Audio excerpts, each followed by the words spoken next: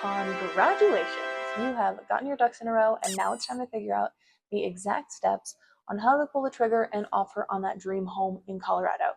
You came to the right place. Here is a step-by-step roadmap of what to do before pulling the trigger. By the way, my name is Alyssa. I've been in this industry for 5 years, and I am hyper-focused on helping buyers and sellers of all sorts understand the semantics of buying and selling in Colorado.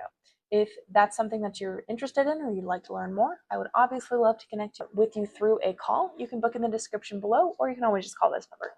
All right, here we go. I am going to assume that you've already gone through everything that you need to know and do before even thinking about buying a home. But if you haven't, please go ahead and refer to this video over here and then come back.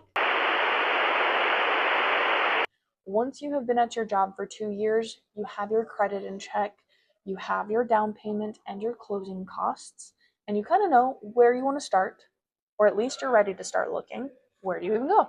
Number 1, get your numbers in check.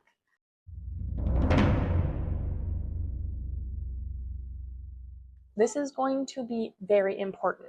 Having a conversation with a lender may be one of the most important parts of your process because there's a number that you want to be spending, and then there's a number that a lender will qualify you for. Having an idea for clarity's sake is going to be important, but once you start actually shopping for homes, you're going to need a pre-approval where your credit has been run and you've essentially been probed by a lender.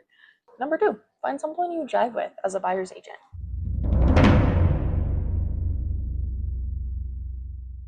Not everyone is going to be your taste, so that's a big thing, but remember to hire someone that both vibes with you and can also have the hard conversations with you.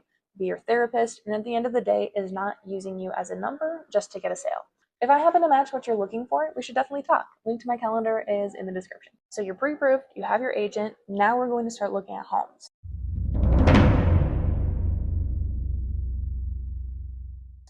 A lot of people assume that looking for home is like looking for the perfect place and then shooting for that, which I respect, but after being in this career for as long as I have, I've come to the conclusion that what you think you want now will most likely not be what you end up in.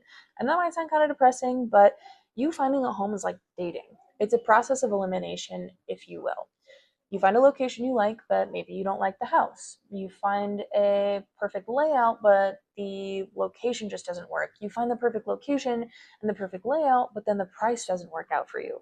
Lay out your wants versus needs, and then I'll help you out with the rest, but I'll be honest with you. I'll help you even with your wants and needs. Now, we strategically offer.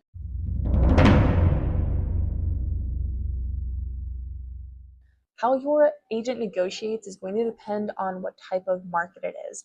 Do the sellers or buyer have the upper hand? Well, maybe you'll get the seller to pay some closing costs or even help pay down your interest rate.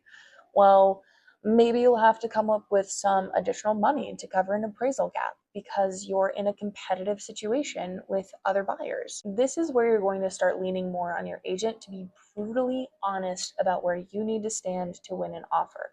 Obviously, we can't tell you what to do. It's your life. You're going to be waking up in that home, but at the end of the day, we're the GPS. It's up to you to drive forward or off of a cliff. That's my 2 cents. There's a couple of things that will happen depending on the situation. You'll have an accepted offer, a counter offer, or a rejected offer.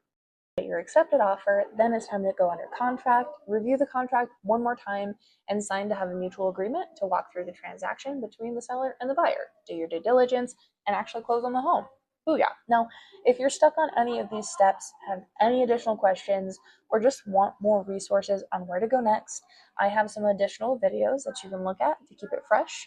Please make sure to like and subscribe. It'll keep me motivated and I would be eternally grateful.